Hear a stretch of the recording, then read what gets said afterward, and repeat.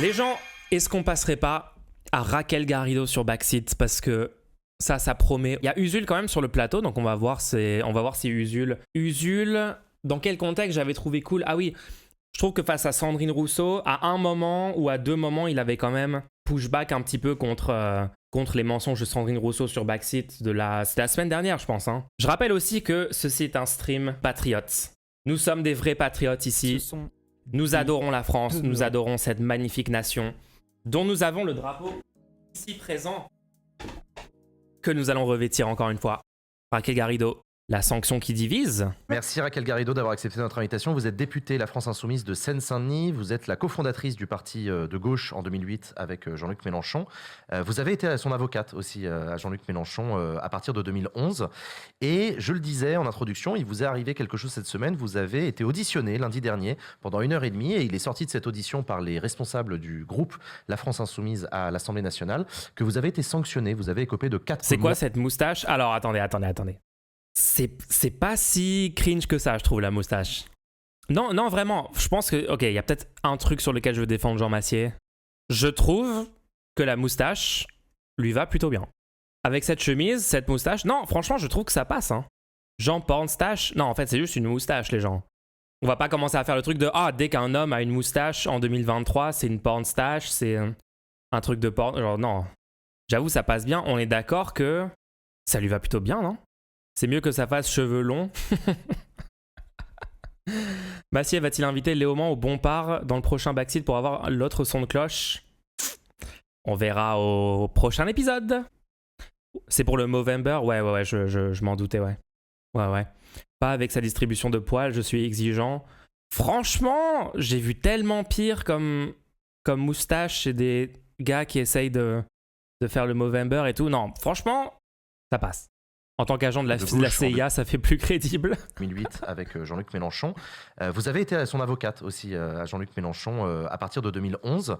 Et je le disais en introduction, il vous est arrivé quelque chose cette semaine. Vous avez été auditionné lundi dernier pendant 1h30 et il est sorti de cette audition par les responsables du groupe La France Insoumise à l'Assemblée nationale que vous avez été sanctionné. Vous avez écopé de 4 mois de mise au banc, de retrait de vos fonctions d'oratrice de La France Insoumise. Ma première question, c'est à qui est-ce que je m'adresse ce soir? Est-ce que vous êtes une députée historique insoumise ou est-ce que vous êtes une frondeuse? Vous êtes quoi ce soir? J'adore les questions de Jean Massier qui n'ont aucun sens à chaque fois. Là. Vous êtes là en tant que qui? Vous portez quel chapeau ce soir? Vous êtes la Raquel Garrido de TPMP? Vous êtes la Raquel... C'est quoi ces trucs? Fake news déjà? Ouais, frondeuse. Ouais, non, tous les éléments de langage sont là. Hein. On rappelle que Raquel Garrido est toujours dans le groupe parlementaire de la France Insoumise, toujours membre de la France Insoumise.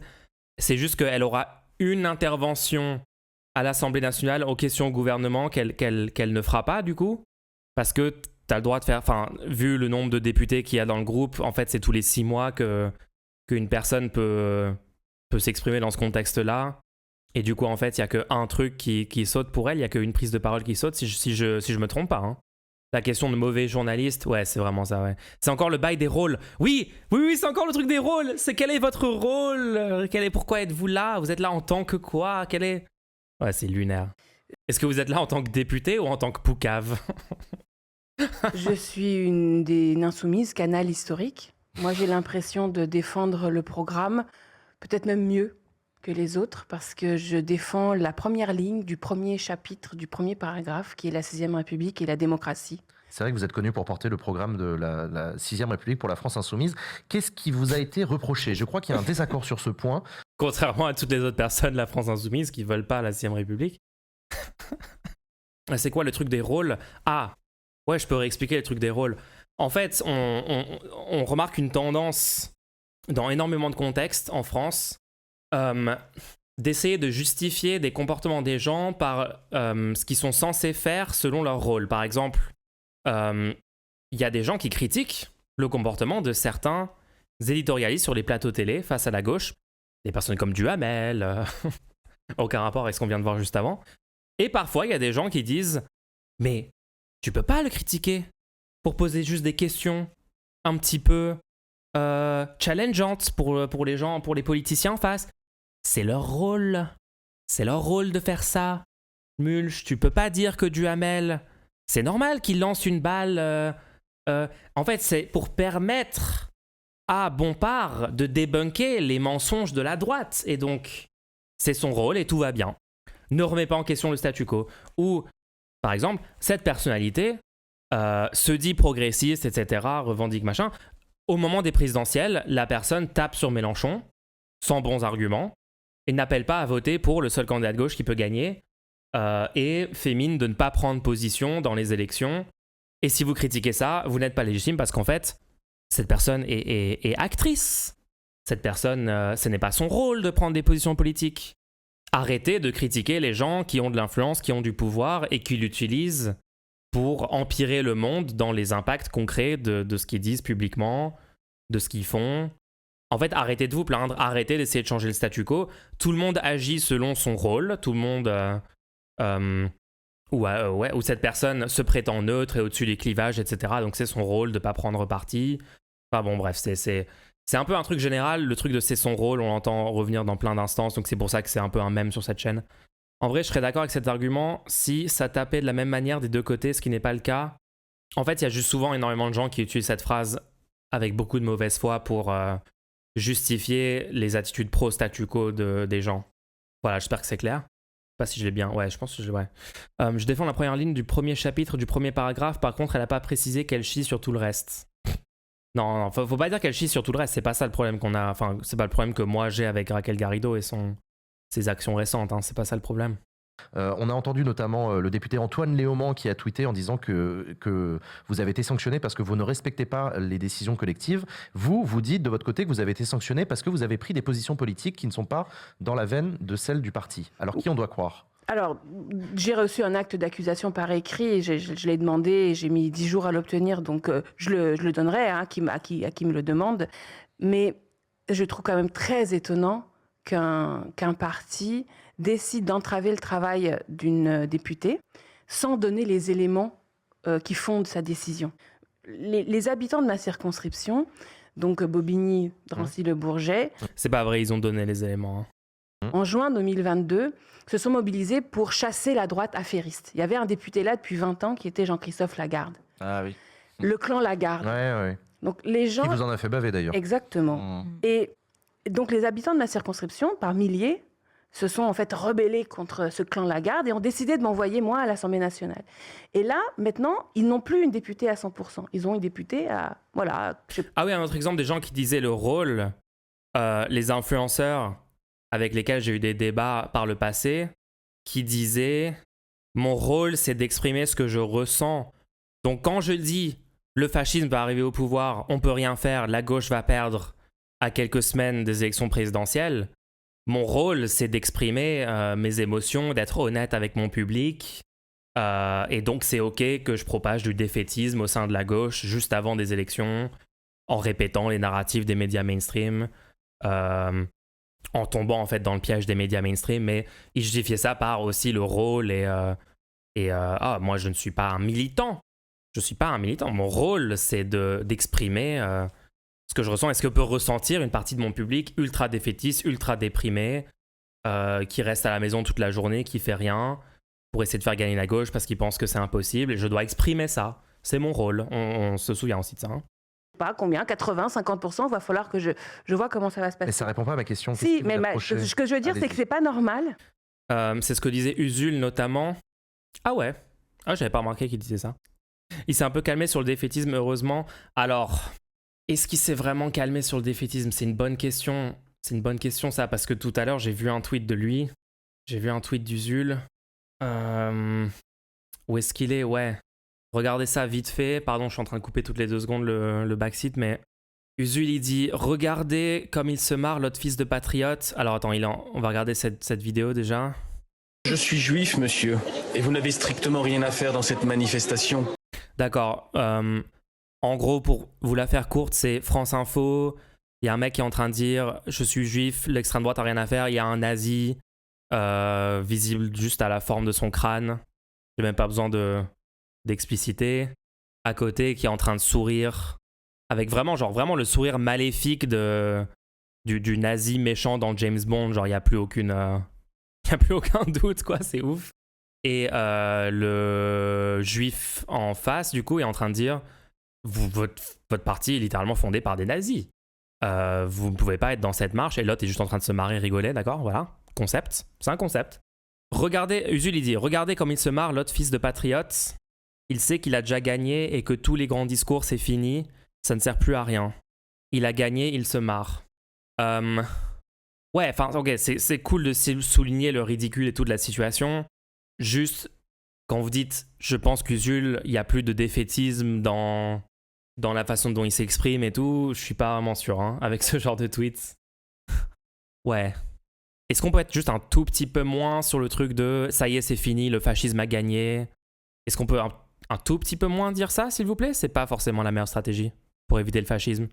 On est en 2023. La prochaine opportunité où le fascisme pourrait arriver au pouvoir, c'est 2027. On a encore 4 ans, 3 ans et demi pour lutter, pour faire gagner la gauche, et on est extrêmement proche de gagner, donc je sais pas. Hein. Ouais, j'ai répondu, ils ont tenté de se dédiaboliser en allant à cette marche, oui, mais à mon avis, c'est pas une super idée de dire que ça y est, c'est acté, ils ont gagné, ils ont réussi. Bon. Ah bah ça va alors, bah ouais en fait. Hein. J'interprète différemment, il exprime ce que pense le fasciste, qu'il a gagné. Il sait qu'il a déjà gagné et que tous les grands discours c'est fini, ça sert plus à rien. Ouais, je trouve que ton interprétation est un peu particulière par rapport à ce que la majorité des gens pourraient interpréter de ce tweet-là. Pourquoi il dit ça, Usul? En fait, je pense qu'il a envie de souligner la progression de l'extrême droite, mais en fait, il n'y a pas obligé de dire qu'ils ont gagné, en fait, c'est pas obligé de dire ça. Tu peux dire, ils ont réussi à convaincre, non, je sais pas comment on le dit. En fait, ils n'ont pas vraiment réussi grand-chose, d'accord? C'est plutôt plein d'autres personnes qui ont tombé le masque, comme Sandrine Rousseau, comme Roussel, comme Olivier Faure, qui sont allés manifester genre côte à côte avec des gens d'extrême droite, des gens d'un parti fondé par des nazis. J'aimerais bien voir d'ailleurs Usul, c'est quoi son avis actuellement sur EELV, parce que il était quand même très très très conciliant et favorable à EELV depuis le début de la NUPES, même avant, hein, mais de plus en plus quoi. Donc je sais pas trop c'est quoi sa position, c'est un petit peu étrange, un petit peu bizarre quand même, Usul, un petit peu bizarre. Allez, on continue le backseat. Qu'un parti politique, que 20 personnes dans un bureau décident à la place des habitants comment travaille une députée. Et la moindre des choses, c'est qu'ils se justifient. La moindre des choses, c'est qu'ils donnent des faits qui permettent à mes électeurs de juger. Si, comme le dit Antoine Léaumont, je n'ai pas respecté les décisions collectives, dis lesquelles. Sur France que chacun Inter, puisse juger sur pièce. Le 22 octobre, sur France Inter, vous avez déclaré, je cite, Jean-Luc Mélenchon ne fait que nuire à la France insoumise depuis l'affaire Quatennens. Fin de citation. Oui, alors ça fait partie des choses qui m'ont été proposées. Mais évidemment, okay. dans l'acte d'accusation qui m'est envoyé, j'appelle l'acte d'accusation parce que c'est une référence d'avocate d'appeler les choses comme ça. Oui, c'est pas son nom. C'était voici ce qui t'est reproché. Ils n'en sont pas au point de eux-mêmes utiliser ce genre de vocabulaire. En tout cas, ils l'ont mis par écrit. Donc, ils ont notamment parlé cette sortie-là. Vous en prenez directement à Jean-Luc Mélenchon. Mais bien sûr, c'est écrit noir sur blanc. Et alors ? C'est écrit noir sur blanc.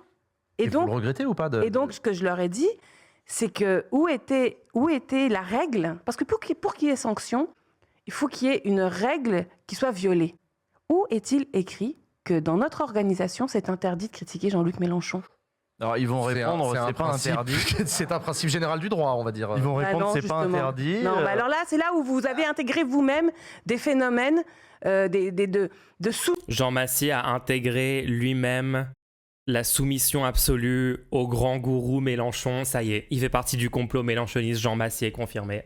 Donc là, juste pour être clair, là, elle est en train de redire donc son élément de langage, de dire c'est parce que j'ai critiqué Mélenchon. Et Jean Massier dit oui, en effet, ce texto, machin, qui est un petit peu quand même trompeur, mais bon. Mission interne.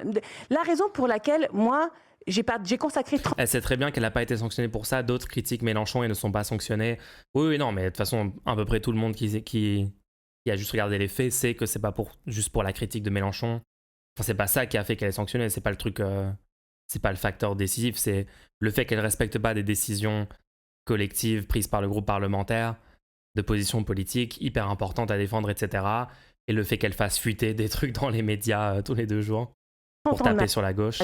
d'accord, à militer avec Jean-Luc Mélenchon, à construire d'abord les courants quand on était au Parti Socialiste, la grande association PRS pour la République Sociale à partir de 2004, le Parti de gauche ensuite à partir... Donc là, elle est en train de sortir tout un truc toxique de dire « Mais moi, je l'ai aidé pendant des années, Mélenchon, et maintenant, il me tape dessus. » Comme si, du coup, toute sa carrière politique, elle ne l'a pas faite parce qu'elle croyait dans les idées, parce qu'elle croyait dans le programme, parce qu'elle croyait qu'implémenter ces politiques-là, c'était une bonne chose pour le pays, pour les gens, mais qu'en fait, elle a fait tout ça pour être dans les bons papiers de Mélenchon, pour ensuite pouvoir monnayer ça contre des faveurs ou contre des postes et tout. Enfin, elle prône une logique clanique. Oui, elle prône littéralement une logique clanique.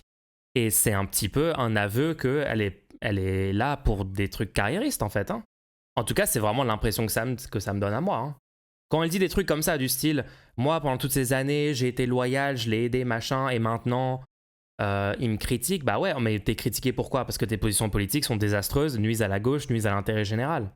Je rappelle qu'elle a critiqué le fait que la France insoumise ait empêché l'article 7 de la réforme des retraites d'être voté à l'Assemblée nationale. Donc elle était pour que l'article il aille au vote, et elle était pour que la France insoumise retire ses amendements qui empêchaient l'article d'être voté, que l'article soit voté, ce qui aurait très probablement donné une victoire à cet article-là, et donc une légitimité parlementaire à l'Assemblée nationale à la réforme des retraites. Et donc, les macronistes n'auraient même pas eu besoin d'utiliser le 49.3 pour la faire passer. Ce qui aurait été un désastre politique, ce qui aurait grandement nuit à la lutte contre la réforme des retraites. Donc, sa stratégie pour gagner est désastreuse. On sait toujours pas pourquoi elle critique la stratégie de la France insoumise de l'époque, qui était évidemment la bonne, comme l'histoire nous l'a montré. Tous les syndicats et les autres partis qui préconisaient l'autre stratégie ont fait perdre en fait le mouvement. Par exemple, les syndicats ont fait perdre le mouvement avec leur grève perlée au lieu de faire 2 semaines de grève générale.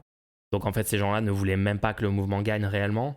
La France insoumise, c'est parce que Jean-Luc Mélenchon était pour passer à la 6e République. Et Jean-Luc Mélenchon disait dans tous les meetings « Ne scandez pas mon nom, ne scandez pas mon nom, nous c'est le programme, nous c'est l'avenir en commun ». Mais moi j'étais d'accord avec ça et je croyais ça. J'ai jamais été une fanzouze de Jean-Luc Mélenchon, d'accord ? Jamais. Je ne suis pas d'accord avec cette façon-là de faire de la politique. Je ne suis pas d'accord. Qu'il y ait des affects, qu'il y ait de l'admiration, très bien, ça me va très bien, il n'y a pas de souci, parce qu'évidemment le combat est rude et c'est bien quand on se le dit et qu'on dit c'est bien, merci, quand on est dans la gratitude. Et... mais de là à expliquer que soudainement... Oula La petite main sur les yeux, là. Mais MDR. De là à expliquer que soudainement, notre organisation, dont l'ADN, c'est d'être un parti programme et pas un parti personnel, soudainement crée un crime de lèse Mélenchon. Là, non, je ne suis pas d'accord avec ça. Donc... Oh non, pas lèse Mélenchon. Il y a un concours d'essayer d'être la personne la plus cringe sur Backseat, genre. On essaie de faire un concours avec le nouveau chroniqueur aligné sur Netanyahou, là. Genre, c'est quoi le... L'idée de vouloir me faire taire par rapport à ça est scandaleux, contre-productif et en plus totalement vain. Vous avez tweeté 4 mois, cela ne vous dit pas quelque chose, c'est comme Adrien Quatennens. Pourquoi vous faites cette comparaison ? Parce que la durée m'a beaucoup étonnée. 4 mois, c'est le temps, je précise, de suspension dont vous avez écopé. Oui, pendant 4 mois. C'est moi où Jean Massier est moins catastrophique que prévu. Au moins, il rappelle des faits. Ouais, alors non, parce qu'il aurait... J'avais l'impression qu'il allait dire... Pourquoi vous faites cette comparaison alors que c'est pas du tout la même sanction et le seul point commun qu'on pourrait trouver c'est la durée. Attendez. En fait, il dit ouais non.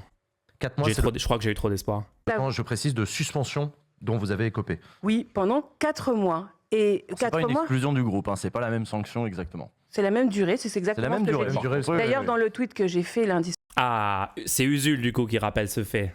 C'est quand même particulier que juste pour rappeler un fait, il faut qu'il y ait Usul sur le plateau, quoi. Sinon, le fait ne sera pas dit, quoi. Ok. Il ne la contredit pas vraiment, il lance juste le sujet. Ouais, non, c'est vrai. Non, j'ai eu trop d'espoir. Mais Usul l'a dit. J'ai énoncé exactement quelle était l'impossibilité d'agir et dans quelle mesure... Genre le truc de... Non, mais Madame Garrido, c'est pas du tout la même sanction, c'est juste la même durée. Et après, Garrido dit oui, c'est ce que j'ai dit. J'ai dit c'est la même durée. Et après, Usul en réponse, il dit oui, c'est vrai, vous avez dit ça. Il n'y a pas du tout de malhonnêteté à souligner juste la même durée et à faire constamment des comparaisons avec Quatennens, alors que c'est pas la même sanction du tout, c'est pas la même gravité. Quatennens a été démis de son rôle complètement central dans la France insoumise, est devenu un simple militant du point de vue organisationnel dans le mouvement, et il a été exclu du groupe parlementaire pendant 4 mois, pas juste empêché de parler une fois dans les questions gouvernement. Et on va faire genre c'est pas de la mauvaise foi manipulatrice de la part de Raquel Garrido, et totalement normal qu'elle sorte constamment l'élément de langage 4 mois, c'est comme Quatennens. On limitait mon action. Mais cette idée de 4 mois, C'est étonnant. Est-ce que la c'est perçu session comme une ordinaire. provocation Oui, je C'est pense ça que tout le monde le perçoit comme une provocation. Ouais. Je pense que tout le monde le perçoit comme Tout une le monde. provocation. C'est-à-dire, c'est l'idée, une femme qui critique un homme, c'est 4 mois, et un homme qui frappe sa femme, c'est 4 mois. Antoine? Une femme qui critique un homme. Oh là là là là là là. Ok. Ouais, ok. Bon. C'est parce que je suis une femme qui critique un homme. C'est le patriarcat. Désolé, mais ce genre de propos dessert le féminisme. Est-ce qu'on se rend compte à quel point ça dessert le féminisme de faire des trucs comme ça? De faire de lead poll, de bas étage, complètement idiot, en essayant de prétendre que c'est un truc qui a un rapport avec le genre de Raquel Garrido et le genre de Mélenchon. Vous vous rendez compte que c'est littéralement antiféministe comme position? Une femme qui critique un homme, c'est 4 mois, et un homme qui frappe sa femme, c'est 4 mois. Antoine? C'est comme si on disait on peut pas critiquer les femmes peuvent pas faire d'erreurs en politique, peuvent pas nuire à la gauche. Donc en fait, il faut juger les femmes avec un standard différent parce que les femmes sont moins capables, sont moins intelligentes. Genre, je sais pas, juste lead poll, j'en ai tellement marre. Il y a tellement de logiques qui sont en fait intrinsèquement sexistes ou intrinsèquement des contre son camp pour la gauche constamment. C'est un désastre hein, politiquement. Un homme, c'est 4 mois, et un homme qui frappe sa femme, c'est 4 mois. À chaque fois que tu utilises une cause juste comme un outil rhétorique éclaté, tu salis cette cause. Ouais, c'est une catastrophe. Elle est en train de donner raison à LFI de l'avoir dans le collimateur, lol. Ah bah là, elle est en train de prouver que la sanction est justifiée. Hein. On pourrait même justifier une sanction plus lourde après sa réaction à la première sanction, à mon avis. Hein. Je vous ai déjà dit ma position sur exclure Garrido entièrement, vous connaissez. La meuf ne suit pas la ligne décidée collectivement par le groupe, elle s'étonne de ne pas être oratrice de LFI pendant 4 mois, c'est lunaire. Ouais. On sent même qu'elle a honte en disant ça. Ouais, on sent qu'elle est pas super assurée, quoi. Je pense qu'elle sait un peu ce qu'elle est en train de faire, et du coup, elle est peut-être un peu... elle assume pas complètement ce qu'elle est en train de faire, j'ai l'impression. Hein. Bizarre, Antoine? malsain. Hein. Critique un homme, c'est 4 mois, et un homme qui frappe sa femme, c'est 4 mois. Antoine? En fait, tous les mouvements de Jean-Luc Mélenchon depuis 2008, que ce soit le parti de gauche, le Front de gauche, la France insoumise, et même derrière la précédente campagne, ça a toujours été des... En fait, moi, ça m'étonnera toujours l'absence de réaction. Genre, elle vient de dire, une femme qui critique un homme, c'est 4 mois, un homme qui tabasse... Genre, elle est en train de faire une accusation ultra grave que la France insoumise est un parti misogyne, en fait, un mouvement misogyne qui défend des tabasseurs de femmes et qui fait taire des femmes parce que ce sont des femmes. En fait, c'est complètement ce qu'elle vient de dire. Et en face, vous avez 4 personnes qui réagissent pas du tout aux propos qui viennent d'être tenus. Genre, oh non, tout est normal, tout va bien.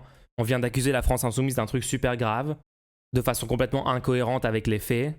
Et on va juste passer à un autre sujet, comme si c'était rien passé, quoi. Et juste, ils ont une sorte d'expression complètement vide de toute émotion, de toute réaction. Je comprends pas. C'est des humains, on sait pas. Tout le monde a l'air très mou sur ce plateau, donc pas étonnant que ça les réveille pas. Ouais, enfin bon, je pense que je suis en droit quand même d'être étonné par la réaction des gens sur le plateau après un propos comme ça, non? des machines de guerre électorales finalement, qui avaient pour but de gagner les élections, mais non pas les élections toutes d'ailleurs. C'est pas leur rôle, oui, voilà, c'est pas leur rôle de réagir, oui. Typiquement le genre de truc. Derrière la précédente campagne, ça a toujours été des machines de guerre électorales finalement, qui avaient pour but de gagner les élections, mais non pas les élections toutes d'ailleurs, la présidentielle en particulier. Absolument. En fait, c'est un mouvement davantage qu'un parti. Et finalement, comment faire en sorte qu'il y ait davantage de démocratie interne, puisque c'est ce que vous demandez finalement, au sein de quelque chose qui n'est pas un parti politique, mais qui est un mouvement et qui est donc en mouvement, comme son nom l'indique, où il n'y a pas forcément de possibilité d'avoir de la réflexivité sur ce qui se passe, de discussion, de statut, etc. D'abord, même plus On va jamais expliquer pourquoi il faudrait plus de démocratie interne, mais ok. qu'un mouvement, moi je dirais que c'est une écurie présidentielle. Appelons les choses Pendant les périodes de campagne. pendant les périodes de campagne présidentielle. Mais en dehors. Et en dehors, à chaque fois, on a eu des creux.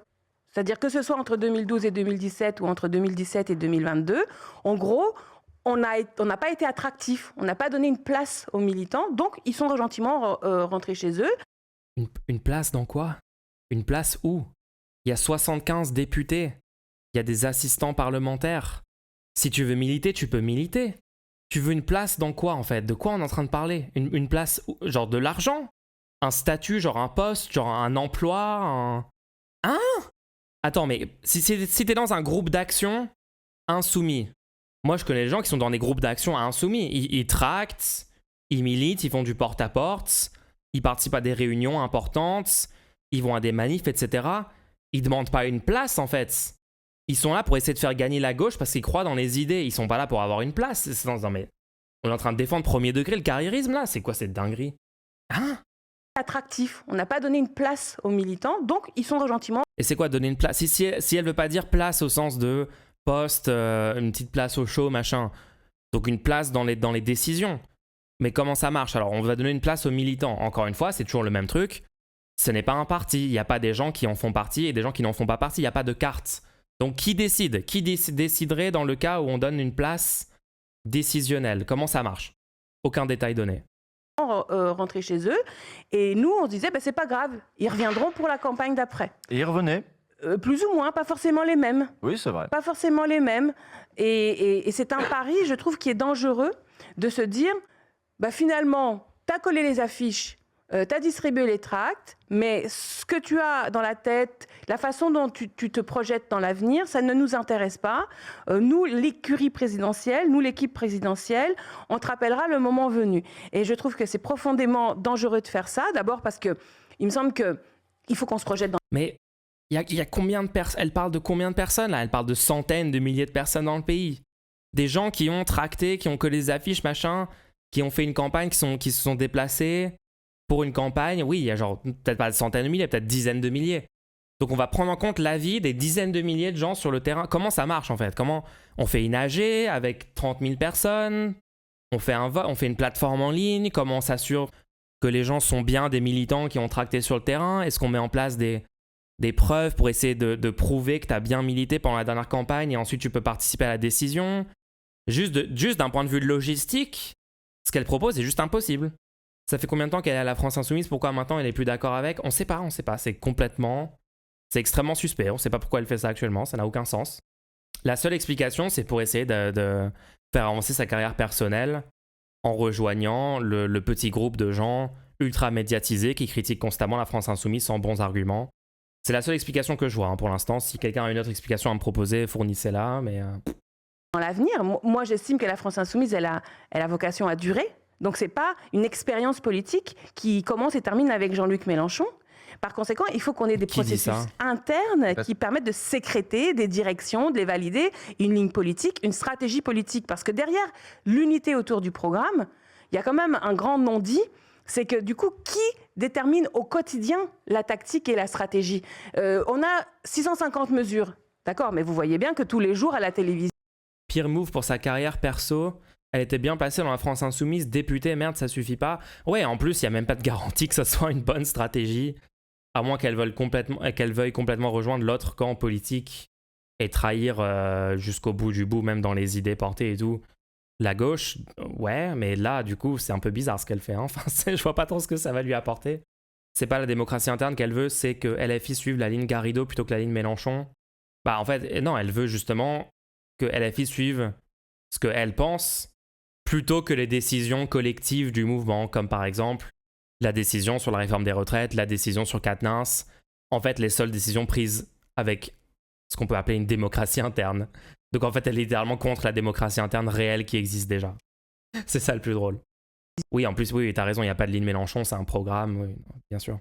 Elle ne suit pas le programme. Les porte-paroles ne défendent pas 650 mesures. C'est pas ça, faire de la politique. C'est pas j'ouvre mon programme, page 1, voilà. Non. La politique, c'est de créer des conversations, c'est de créer des points de discorde, c'est de créer des fédérations de combat. Et donc, qui décide quelle est la priorité? Moi, je vous prends un exemple. Mais c'est la question, comment fonctionne ce parti? Ouais. C'est la question que je vais vous poser, comment fonctionne. On sait qu'il n'y a pas de congrès, il n'y a pas de vote. Mais alors, du coup, c'est quoi son mode de fonctionnement? On a l'impression qu'il y a un deux poids, deux mesures entre ceux qui sont autour de Jean-Luc Mélenchon et qui sont d'accord avec lui, et ceux qui sont plus aux marges, comme vous, comme Clémentine Autain, comme François Ruffin, comme Alexis Corbière.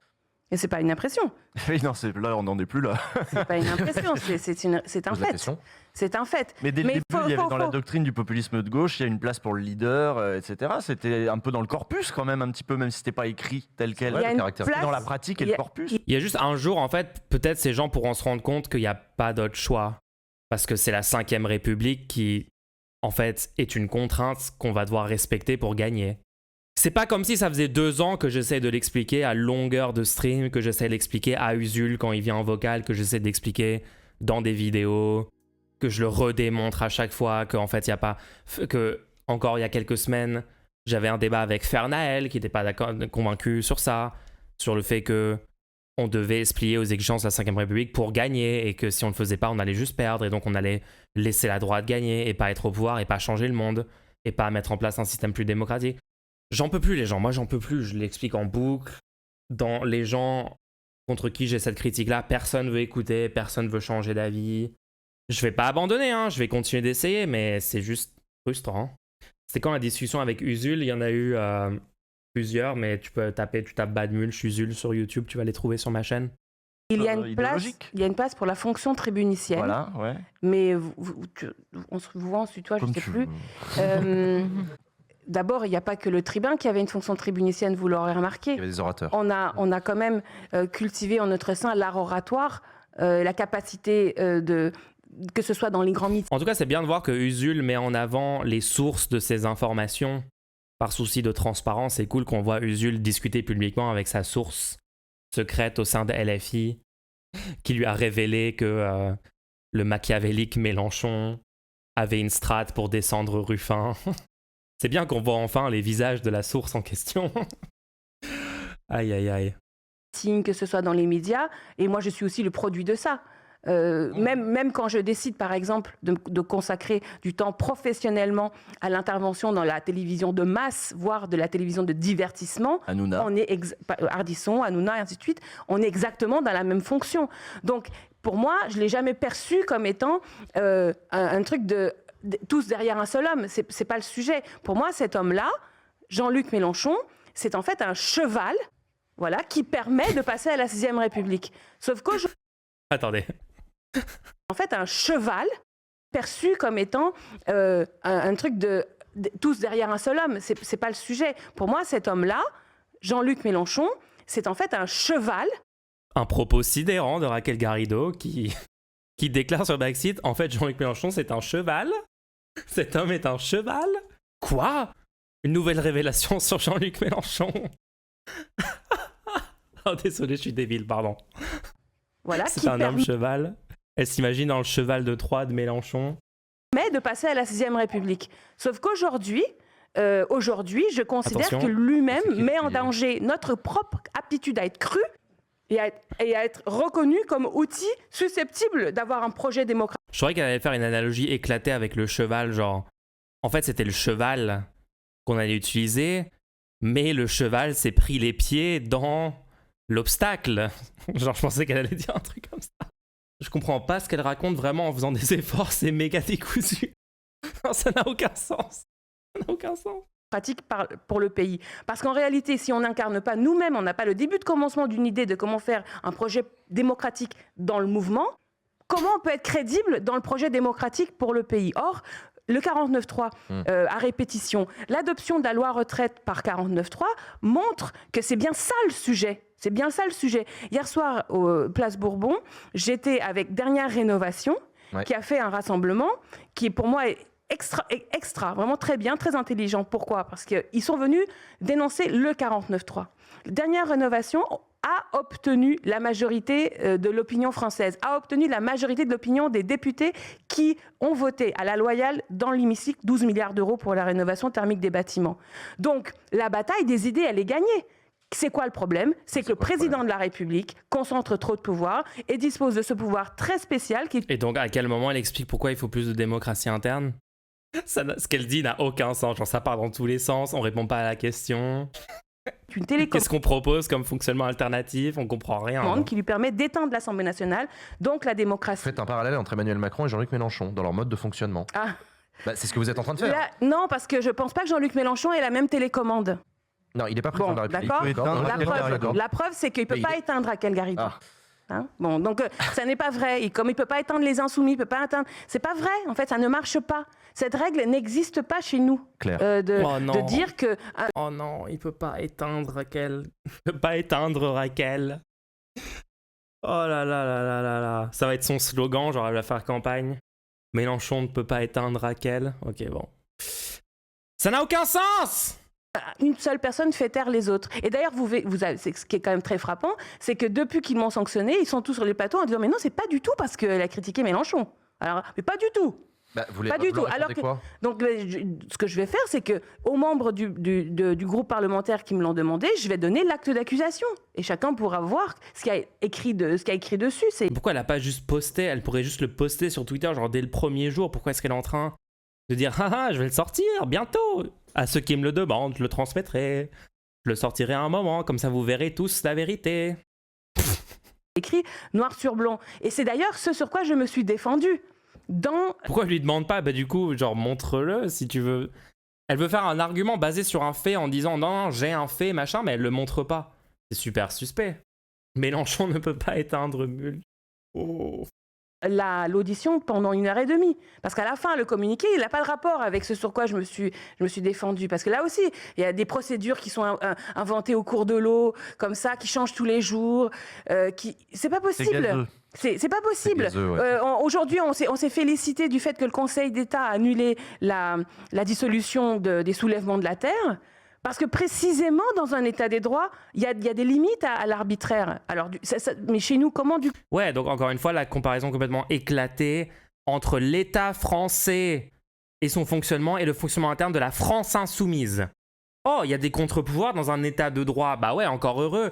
Il y a des contre-pouvoirs dans un parti politique qui propose un programme de rupture avec le statu quo, qui doit essayer de gagner le pouvoir et d'être stratégique et de ne pas laisser n'importe qui entrer et changer la ligne à l'intérieur.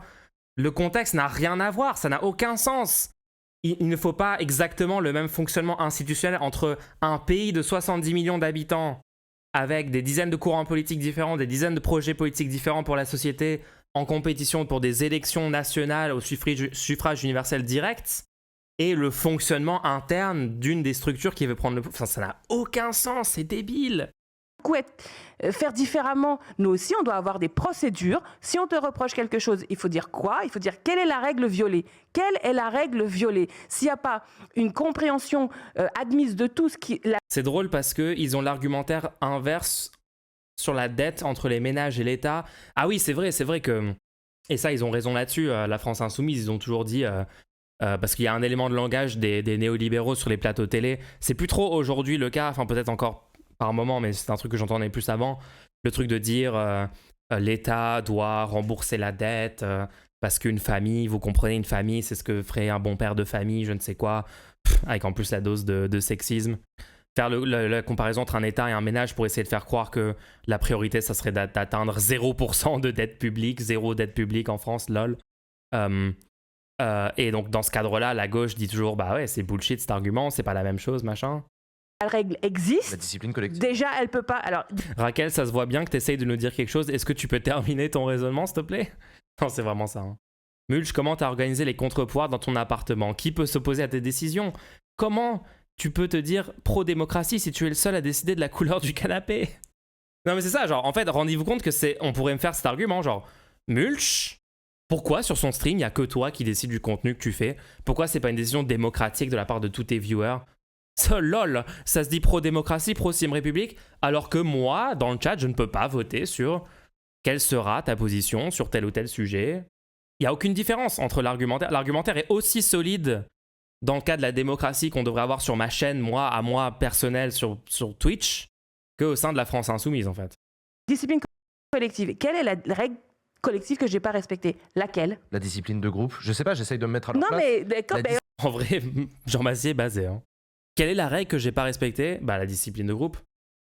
La règle existe. La discipline collective. Déjà, elle peut pas. Alors, discipline collective. Quelle est la règle collective que j'ai pas respectée? Laquelle? La discipline de groupe. Je sais pas, j'essaye de me mettre à leur place. Non, mais d'accord. La Alors discipline pourquoi de ils ne le groupe. disent pas? Pourquoi ils ne disent pas? Ils ont pris un exemple. Ils ont dit parce que nous avions décidé de ne pas mettre la suppression de l'article 49.3 dans la niche parlementaire du 30 novembre. Ce qu'on a eu au départ, c'était l'idée. Hein, on devait déposer une proposition de loi constitutionnelle pour supprimer l'article 49.3. Excellente idée. Tout à fait opportune sur le plan. Oui, non, Bompard l'a dit. Non, ils le disent. Hein. Le truc de mais pourquoi ils le disent pas alors que c'est ça la raison, genre c'est littéralement ce qu'ils disent depuis le début, c'est complètement mensonger. Politique, je pense que c'est absolument incontestable, que ça aurait été très très bien de le mettre dans la niche. Bon. Alors j'ai été désigné chef de file, on a commencé le travail et plouf, ils ont décidé de l'enlever. Fin septembre. Et moi j'ai continué la bataille pour qu'on le mette, c'est-à-dire j'ai insisté en interne, dans les boucles, et puis publiquement j'ai continué la bataille. J'ai quand même l'impression que Usul ne comprend vraiment pas ce qu'est en train de faire Raquel Garrido. Vu son expression, il est vraiment genre, mais en fait, qu'est-ce qui est en train de se passer? Genre, pourquoi il se passe ça? Pourquoi Raquel fait ça? Pourquoi on est en train de parler de mettre l'annulation du 49.3 ou non dans ce truc? Alors, d'ailleurs, si vous n'avez pas entendu ce qu'on a dit sur le rendez-nous, on a émis une hypothèse intéressante quant à la raison pour laquelle Raquel Garrido se focaliserait sur ce truc de 49.3. Donc, n'hésitez pas, si vous n'avez pas écouté le rendez-nous de cette semaine, le lien est dans le chat pour aller écouter ça. Non. En plus de la toxicité absolue de Bienfait pour tous envers moi, il y a eu beaucoup de choses qui se sont passées dans cet épisode. Go, go, go. Non pas en disant, ils l'ont enlevé, il faut le remettre. J'ai pas dévoilé cet aspect-là. J'ai juste dit, il faut qu'on se batte là-dessus. Bon, et ils me reprochent ça.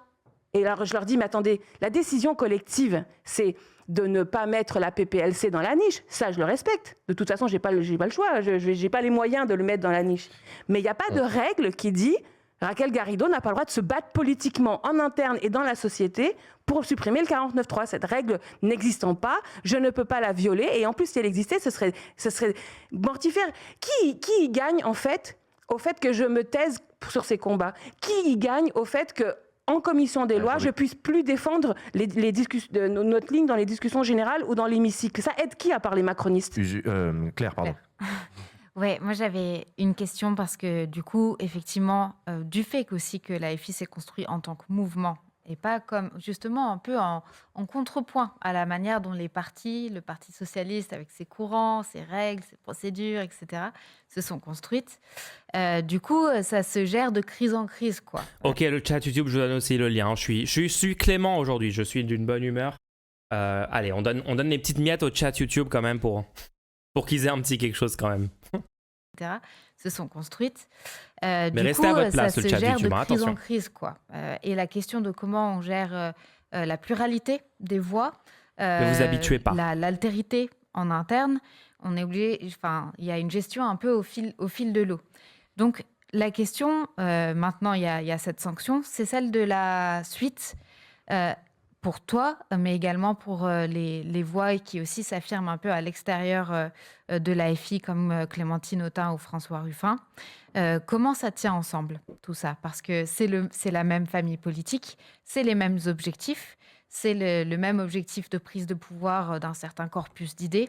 Donc, comment on avance à partir de ça? Il faut avoir la volonté d'être unitaire pour 10. Moi, je suis pour l'unité des Insoumis, je suis pour l'unité de la NUPES, je suis pour l'unité du mouvement syndical, Ouais, ça je se suis pour voit. l'unité du peuple. Et d'ailleurs, les points de discorde que j'ai eus avec Jean-Luc Mélenchon portent précisément là-dessus. Elle se dit pro-unité du peuple, mais est-ce qu'elle a actuellement un drapeau français revêti sur ses épaules, comme sur ce stream? Je ne pense pas, je sais pas. Est-ce que c'est crédible comme... je sais pas. Sur le fait que je l'ai trouvé pas très unitaire pendant le mouvement des retraites. J'ai trouvé que ce n'était pas Par utile rapport au syndicat, vous voulez dire, par rapport à la stratégie la adoptée à façon de l'Assemblée. chercher querelle au mouvement syndical, et même de mettre des coins au sein de la NUPES, tout ça. La question de l'unité, c'est très important. Et c'est vrai que l'absence de buanderie, comme j'ai appelé ça la buanderie, on dit « il faut lever son linge sale en famille », je dis « dites-moi où est la buanderie, s'il vous plaît ». Bon. L'absence de buanderie... Le fait elle répète genre 10 fois ces mêmes éléments de langage depuis 3 jours, alors qu'ils sont vraiment genre mauvais. Genre normalement t'as honte d'avoir des éléments de langage comme ça. Alors. Indiquez-moi la buanderie. Et que tu le redises en mode genre fier d'avoir trouvé ce truc. Oh, j'ai rarement vu un truc aussi cringe, hein, je vais pas vous mentir. Comme on dit chez nous... c'est Roussel qui écrit ces difficulté éléments de langage. Ouais, genre c'est Roussel tire. Hein. Waouh. objective, c'est évident. C'est absolument évident parce que On me dit, regarde, il y a la mitraille en face, l'extrême droite est extrêmement menteuse, elle nous met des cibles sur le dos. Non mais Raquel Garrido, pourquoi est-ce qu'il faudrait plus de démocratie interne? Comment ça fonctionnerait? Qui prendrait des décisions? Et comment est-ce que vous allez faire pour lutter contre l'entrisme des réactionnaires, des pro-statu quo, des carriéristes dans un tel contexte? Comment est-ce que le parti ne deviendra pas juste le PS ou le ELV ou tous ces autres partis qui ont viré à droite à cause justement de leur structure de démocratie interne, leur droit de tendance, etc. Comment ça va marcher, Raquel? Buanderie. Linge sale. Où est-ce qu'on le lave, en fait? Ok. Macroniste également, c'est tout à fait vrai et ça ne va pas se calmer. Ça ne va pas se calmer. Je suis en plus très bien placée pour le savoir. Le point, c'est contre moi qu'ils ont inventé que j'avais une esclave algérienne de 36 ans, que je ne m'occupais pas de mes enfants, qui en fait n'habitaient pas chez moi et ainsi Ça, de c'était suite. Lagarde, ça. Ça, c'est, voilà. Mais c'est l'oligarchie, c'est le point. C'est Bernard Arnault, non, qui possède le point. Je ne sais plus lequel des oligarques a le C'est point. C'est deux Zémouriens qui se sont retrouvés dans un stand de tir pour faire un tutoriel sur comment m'assassiner. Non mais attends, stop. J'ai l'impression que c'est de l'acharnement si je continue à regarder ce contenu. On est d'accord que c'est une catastrophe. C'est l'oligarchie, je ne sais plus c'est quel oligarque. What? On regarde quoi en fait? On est en train d'assister à quoi là? Est-ce qu'on continue? En vrai, il reste la moitié. Le cheval dans la buanderie va remplacer l'éléphant dans la pièce. Elle fait du hors-piste depuis 3/4 d'heure. Non, c'est fou. J'ai dû prendre mes enfants, me cacher pendant 5 jours le temps que les individus soient interpellés. Donc, je connais très bien l'adversité, je ne la sous-estime pas. Mais là, et vous recevez de l'adversité de la part de militants insoumis.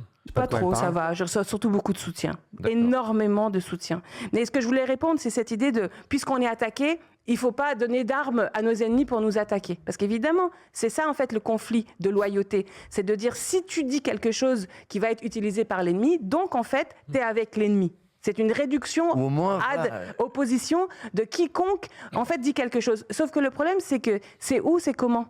Comme l'adversité ne va pas baisser d'intensité, donc si on suit ce raisonnement jusqu'au bout, on ne peut faire rien d'autre que de dire amen. Avec une situation où, par exemple... Non, il faut juste des arguments.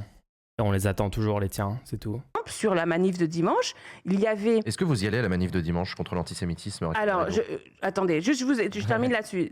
Pendant la réunion du groupe qui discutait de ça... Là, c'est Jean Massier qui est dans son rôle, hein, il fait juste son rôle de journaliste BFM. Mais c'est son rôle, c'est une ça, tout va bien. discussion très complexe. Jean-Luc Mélenchon a tweeté. Donc quelqu'un a dit, mais attendez, Jean-Luc vient de tweeter de toute façon. Donc il n'y a, ça, c'est typique, c'est-à-dire c'est typique. Il n'y a pas de vie démocratique. Vous avez 35 députés en train de réfléchir politiquement, en train de sous-peser toute la situation, et puis Jean-Luc Mélenchon fait un tweet. Bon, et au final, la décision, elle est conforme au tweet. Vous voyez? Mélenchon doit arrêter de faire des tweets qui sont en accord avec une décision prise par une démocratie interne de LFI. Non! Mélenchon, non!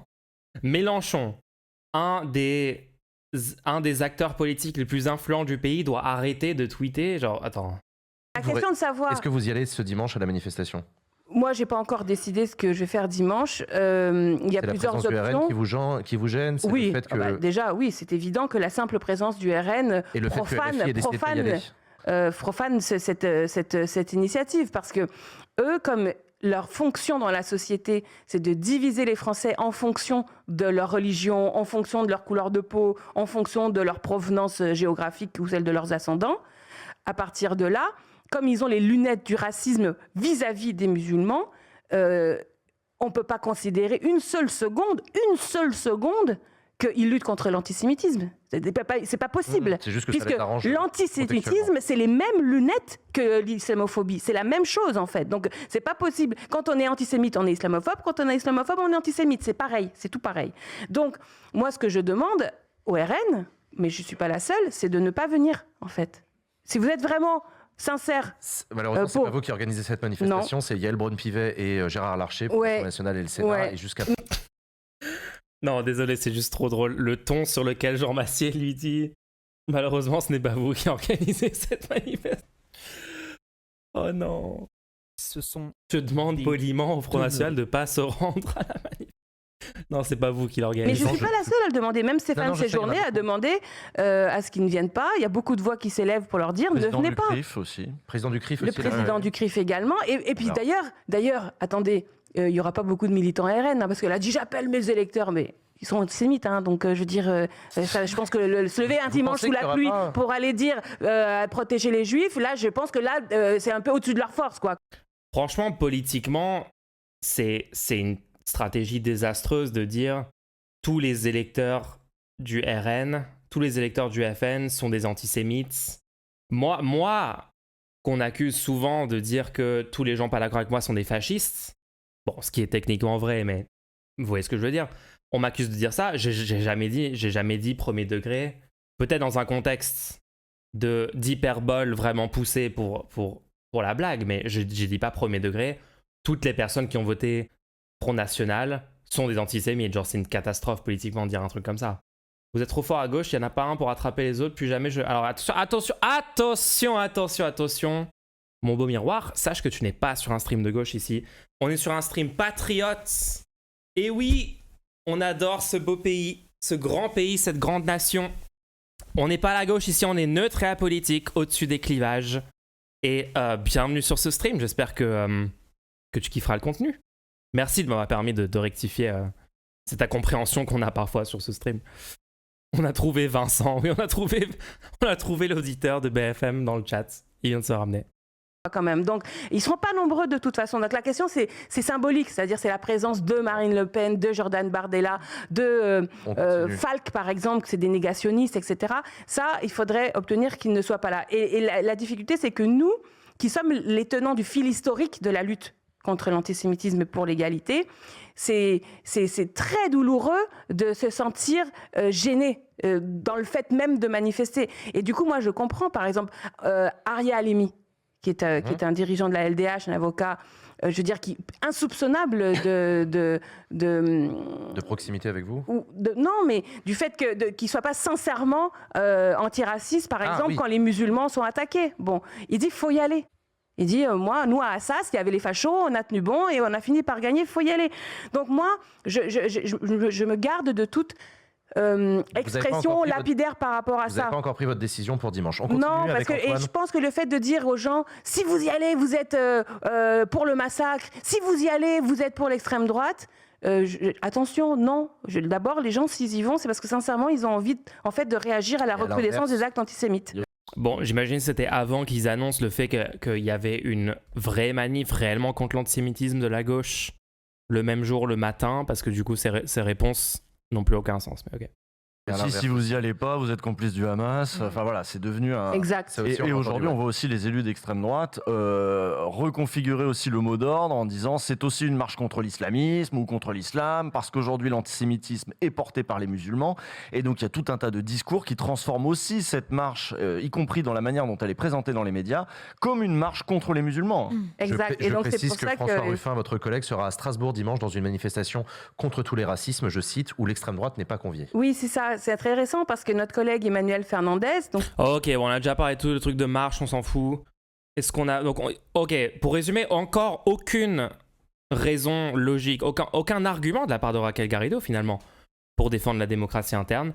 On en cherche toujours un. On en cherche toujours un seul pour essayer d'expliquer quel changement devrait avoir lieu dans la France insoumise, quel nouveau fonctionnement il faudrait faire à la place du fonctionnement actuel, et comment prévenir de toutes les choses qui ont, par exemple, rendu le PS ou ELV ou le PCF de droite, d'accord, avec le droit de tendance, avec les congrès, les votes, les primaires, tous ces trucs-là qui ont concrètement conduit, par exemple, à François Hollande, qui ont concrètement conduit à avoir que des traîtres à la gauche au pouvoir dans tous ces partis-là, grâce à ça. Comment est-ce qu'on fait en sorte qu'on n'ait pas ces fonctionnements-là? Donc, propose-nous un fonctionnement, Raquel Garrido. Moi, je suis hyper ouvert. D'ailleurs, Raquel Garrido, tu es invité à venir sur ce stream, il n'y a pas de souci, on peut en discuter ensemble. Moi, je suis ouvert à des propositions de nouveaux fonctionnements du parti de gauche qui est en mesure de prendre le pouvoir et en mesure de gagner et d'améliorer la vie de tout le monde dans le pays. Je pense que c'est super important comme discussion. C'est juste qu'en fait, on entend rarement des arguments sur qu'est-ce qu'il faut changer et pourquoi ça serait mieux. Même peut-être jamais, en fait. En tout cas, je me souviens pas de la dernière fois que j'ai entendu un argument là-dessus. Ok, on va... Est-ce qu'il y a autre chose dans le truc? Attendez, j'avance 10 minutes, on voit s'ils parlent toujours de la marche ou s'ils ont passé à autre chose. De l'adversité qui était de s'en prendre à la social-démocratie, qui avait tous les leviers du pouvoir. L'Élysée, les régions, les départements, ils avaient tout. Bon. Mais non, on est premier, on a gagné. On a gagné vis-à-vis de la social-démocratie. On est la première force. Donc ça n'a... Il n'y a pas eu la mutation qui aurait dû avoir lieu, selon vous, à l'issue de cette victoire sur la social-démocratie? Le parti n'a pas muté en ce qu'il aurait dû devenir. C'est-à-dire... Voilà, et donc c'est encore à l'ordre du jour. C'est-à-dire, il faut faire aujourd'hui, c'est pas trop tard. C'est-à-dire quoi? On aurait dû commencer déjà il y a plus d'1 an et demi, c'est-à-dire muter d'abord commencer par demander aux militants. Demandez aux groupes d'action, demandez aux militants, vous voulez quoi en fait? On n'est pas obligé de copier les autres organisations, personne n'a envie de voter à tout bout de champ. Ok, première proposition, bon, je ne vais pas dire concrète parce que ça reste ultra vague. Demandons aux militants ce qu'ils veulent. Ah, tu as une proposition d'autres fonctionnements internes de LFI. Comment ça pourrait fonctionner? Je sais pas. Demandons aux militants comment eux veulent que ça fonctionne. Donc il n'y a pas de réponse, il n'y a pas de proposition. Parce que tu vas demander à quel militant en fait. Chaque militant va te répondre un truc différent. Chaque militant a un niveau d'information sur le sujet différent. Il y en a qui sont au courant que de leur GA, qui sont au courant de rien d'autre et qui juste vont tracter sur le marché le dimanche dans leur localité, d'accord? Il y en a qui vont vouloir devenir comme le PS. Il y en a qui vont dire il faut rien changer. Donc demandons aux militants, demandons comment on fait, comment on leur demande. Ils vont tous dire un truc différent. Est-ce que ces gens-là vivent dans la vraie vie? Est-ce que ces gens-là réfléchissent concrètement à ce que ça veut dire, ce qu'ils sont en train de proposer? Et comment on le met en place, logistiquement? C'est insupportable, c'est insupportable. Personne n'a envie de cristalliser des oppositions permanentes, comme ça, totales, comme dans des courants. Je ne pense pas que ce soit ça le désir des militants. Mais par contre, qu'on leur demande jamais leur avis, qu'on n'élise jamais les représentants, non, ça correspond pas. Mais qui vote? Élire les représentants? Qui vote pour les représentants? C'est pas un parti, il n'y a pas... Donc partons de ça, consultons aussi, on a le droit de consulter, des sociologues, des organisations, c'est-à-dire qui vous diront... Ça c'est fait déjà, genre il y a l'Institut Labo ici, bon, non, c'est une Si vous donnez catastrophe. tous les pouvoirs à des députés dans votre cadre de direction, ça va sécréter tel type de décision. Regardez comment fait le mouvement syndical, les différentes branches d'ailleurs du mouvement syndical, qui ne fonctionnent pas toutes de la même façon. Comment c'était dans le passé, dans l'histoire. Est-ce qu'on n'a pas l'intelligence suffisante pour fabriquer cette organisation qui nous ressemble et qui nous rassemble? Dernière question, Claire. Ouais, encore une fois, sur ce qui est possible, et tu as commencé à évoquer. Aucune proposition concrète et aucune réponse à tous les risques que ça poserait de devenir un parti comme le PS. Des pistes là. Du coup, la pièce manquante, finalement, ce serait un cadre interne qui permettrait l'expression de la diversité des visions. Oh, est-ce qu'elle va poser, s'il vous plaît, est-ce qu'elle va poser une question concrète sur comment ça peut marcher, s'il vous plaît? Des stratégies possibles, etc. Mais comment c'est possible de tenir l'équilibre entre préserver la forme mouvement qui fait l'identité de l'AFI et pas tomber justement dans les formes qu'on a pu reprocher au PS ou à ELV dans ce presque trop plein de... Enfin! Au bout de champ, littéralement! 20 minutes, enfin une question pertinente. Procédurialisme interne. Merci. ELV dans ce presque trop plein de procédurialisme interne de on vote toutes les semaines et finalement toute la vie militante est un peu rabougrie et très auto-centrée. Et c'est généralement les deux piliers qu'on oppose. Donc c'est quoi la voie? D'abord, moi je suis pas tellement certaine que cette... Ouais, alors, ok. Merci Claire Lejeune d'avoir posé la question, enfin. Très pertinent. J'ajouterais, c'est pas juste le fait que ça devient un truc bureaucratique ou ça devient un truc où on passe beaucoup d'énergie sur ce truc-là. C'est aussi comment on se prémunit contre une infiltration de la droite, ce qui est le cas constamment. Même dans la France Insoumise, il y a Kuzmanovic, il y a Guénolé et plein d'autres personnes qui soit sont en désaccord total avec la ligne idéologique de la France Insoumise et voulaient le faire shifter vers la droite, soit sont juste des carriéristes qui s'en fichent des idées et sont là pour des postes ou pour des intérêts personnels. Comment on lutte contre ça aussi? Mais ouais, pour dire que c'est pas juste le problème de on va passer trop de temps à faire des trucs, je ne sais quoi. Ouais. Distinction, cette sous-division, on dirait nous les juristes, entre parti et mouvement, soit très pertinente. D'abord, il y a un parti, la France Insoumise. Ce parti existe au titre un parti comme on l'entend à l'article 4 de la Constitution, c'est-à-dire un organe qui reçoit de l'argent public, qui désigne des candidats, ça existe, ça s'appelle la France Insoumise, le président c'est Manuel Bompard, il y a un bureau de 2 personnes et tout l'argent est là-bas, je crois. Et je crois, mais en même temps c'est assez opaque, je crois aussi que les bâtiments, par exemple les locaux qu'on est en train d'acheter actuellement grâce aux dons, j'imagine, qui sont la propriété de ce parti. J'imagine parce que je ne le sais pas. Je ne sais pas. Ok. Moi, je considère que la liberté... Attends, elle est littéralement en train de donner des détails publiquement sur comment juridiquement ils sont organisés et où se trouve l'argent, dans quelle entité juridique. Je crois, non mais sérieux, elle est au courant de rien, elle y est depuis X années. Non mais attends, non mais c'est juste pourquoi est-ce qu'on est en train d'avoir cette discussion publique? Enfin, c'est vraiment bizarre, hein. C'est vraiment, vraiment bizarre de parler de trucs comme ça. Bon, au sens de la loi de 1901. C'est-à-dire cette idée qu'on cotise, on donne de l'argent et on décide ensemble de ce qu'on fait de cet argent, c'est plutôt une bonne idée. C'est-à-dire que je défends la liberté d'association et je ne suis pas tellement pour cette idée que, en fait, on donne tout à un cadre, à une espèce de sommet qui dirige tout et que nous, en fait, on n'est pas liés entre nous. Je pense que ce vouloir être ensemble, c'est important. Et du coup, mouvement, oui et non. C'est-à-dire que c'est plutôt... On rappelle, la question, c'était comment est-ce qu'on ne tombe pas dans les travers du PS, hein. Et là, elle est en train de répondre, non, mais pas tout le monde est 100% au courant de tous les détails financiers, de comment utiliser l'argent. Genre, what? Oui, genre, t'es pas au bureau, c'est normal que tu sois pas au courant. Ça n'a aucun sens, la critique, ça répond pas du tout à la question. À mon avis, une excuse pour pas donner la possibilité aux militants d'adhérer et de pouvoir co-gérer, avoir une certaine forme de contrôle, pas rigide encore une fois, c'est pas l'état d'esprit des militants insoumis et insoumis, c'est pas des relous, c'est pas des procéduriers, c'est pas leur idée, c'est pas du tout leur idée. Mais en revanche, de là à leur dire dégagez, vous n'avez pas du tout votre avis à dire, vous n'avez pas, ne serait-ce que 100 balles pour financer la production d'un tract que vous aurez rédigé ensemble localement. Comment gagner des élections municipales? Comment se projeter dans une action d'une lutte locale si on ne peut même pas avoir l'autorisation et la maîtrise de certains deniers? Là, il y a beaucoup encore de... Attends, on va laisser à des GA la maîtrise de l'argent du parti. Je suis complètement en désaccord avec ça. C'est une catastrophe. Attends, what? Non. Oh non. C'est vraiment bizarre ce à quoi on vient d'assister. Oui. C'est faux en plus. On peut investir et se faire rembourser. Attends. Tu peux investir et te faire rembourser? En vrai, on s'en fiche. En vrai, on s'en fout. Pourquoi elle va pas au PS tout simplement? Ouais, j'avoue. Genre, si elle veut une démocratie interne, soi-disant, avec des droits de tendance, des congrès, des votes sur machin, elle peut aller dans un parti qui fonctionne déjà comme ça. PS, ELV, PCF. Tous des partis qui sont devenus de droite à cause de ce fonctionnement-là, mais ils existent en fait, hein, donc. De chemin et d'espace pour s'améliorer et je pense pas que ce soit très compliqué. Merci beaucoup Raquel Garrido d'avoir accepté notre invitation sur le plateau de Backseat. Je vous laisse quitter le plateau, merci beaucoup. On va enchaîner, nous les amis, avec une séquence que vous attendez. J'ai l'impression qu'ils ont pas du tout été convaincus sur le plateau de Backseat, genre. J'ai l'impression même Jean Massier se rend compte à quel point c'est bullshit tout ce qu'a dit Raquel Garrido dans cette intervention. Vous avez pas cette impression, genre même la façon dont il posait les questions et tout, il avait l'air de savoir que c'était pas du tout crédible ce qu'elle disait. Du coup, c'était un peu marrant. Il y a même pas une autre question de Usul sur ce sujet-là. Bon, elle a noyé le poisson, elle a pas du tout répondu à comment ça fonctionnerait la démocratie interne sur la fin, sur la seule question à peu près pertinente sur ce sujet-là. Merci encore à la personne qui l'a posé.